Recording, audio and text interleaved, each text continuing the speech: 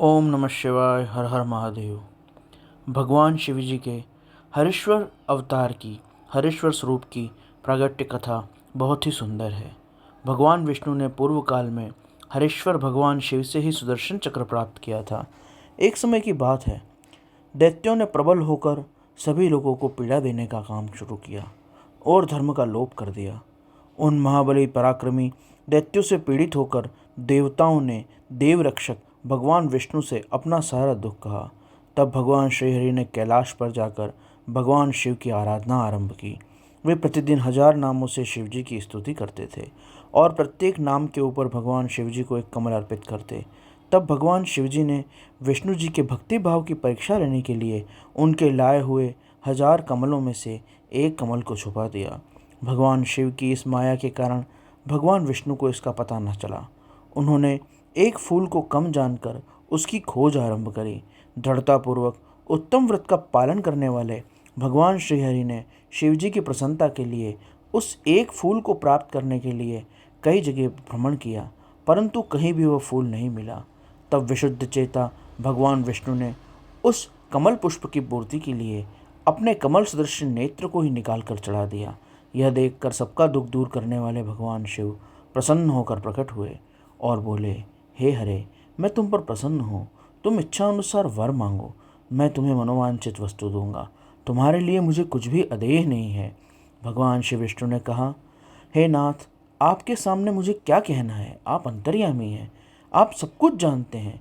तथापि आपके आदेश का सम्मान रखने के लिए, गौरव रखने के लिए कहता हूँ। दैत्यों ने सारे जगत को पीड़ित कर रखा है। हे सदाशिव, हम लोग सुखी नहीं हैं। मेरे अस्त्र और शस्त्र उन दैत्यों पर कोई कार्य नहीं कर रहे हैं, उनके वध में काम नहीं आ रहे हैं। इसलिए हे परमेश्वर, मैं आपकी शरण आया हूँ। भगवान श्री विष्णु का यह वचन सुनकर देवादिदेव महेश्वर ने तेजोमय रश्मि में अपना सुदर्शन चक्र उन्हें दिया। उसे पाकर भगवान विष्णु ने समस्त प्रबल दैत्यों को उस चक्र के द्वारा बिना परिश्रम के संहार कर दिया। इससे सारा जगत स्वस्थ हो गया, देवताओं को भी सुख मिला और अपने लिए उस आयुध को पाकर भगवान विष्णु अत्यंत सुखी हुए। शिव जी के वे सहस्त्र नाम बड़े ही सुंदर हैं, जिससे संतुष्ट होकर भगवान शिव ने श्रीहरि को चक्र प्रदान किया था। उन नामों का महात्म्य भी बड़ा अद्भुत है। उससे ही श्री विष्णु जी के ऊपर शंकर जी की कृपा हुई।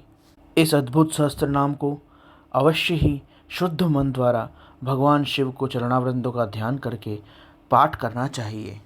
भगवान शिव भक्ति रस के ज्ञाता हैं, प्रेम रस प्रदान करने वाले हैं और प्राणियों को सहारा देने वाले हैं।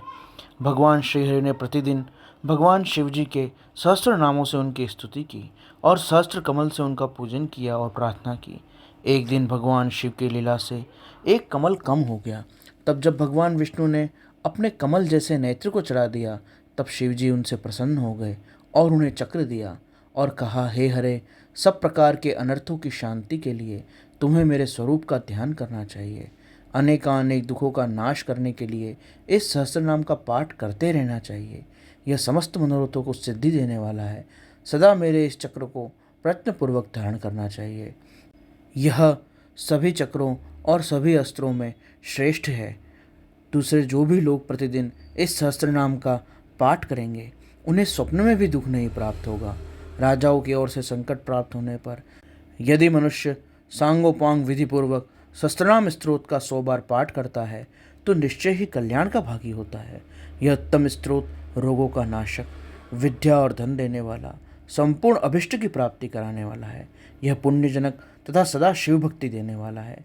जिस फल के उद्देश्य से मनुष्य इस स्तोत्र का पाठ करते हैं, उस उद्देश्य को वे निसंदेह प्राप्त कर लेंगे।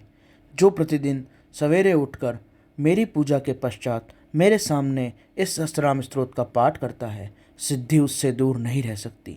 उसे इस लोक में संपूर्ण अभिष्ट देने वाली सिद्धि पूर्णतया प्राप्त होती है और वह अंत में सायुज्य मोक्ष का भागी होता है, इसमें संशय नहीं।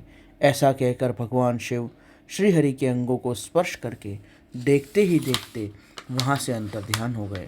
भगवान विष्णु भी शिव जी के वचनों से और उस शक्तिशाली शुभ शक्ति को प्राप्त करके मन में बड़े प्रसन्न हुए।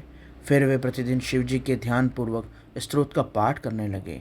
भगवान विष्णु ने यह स्तोत्र अपने भक्तों को भी उपदेश दिया।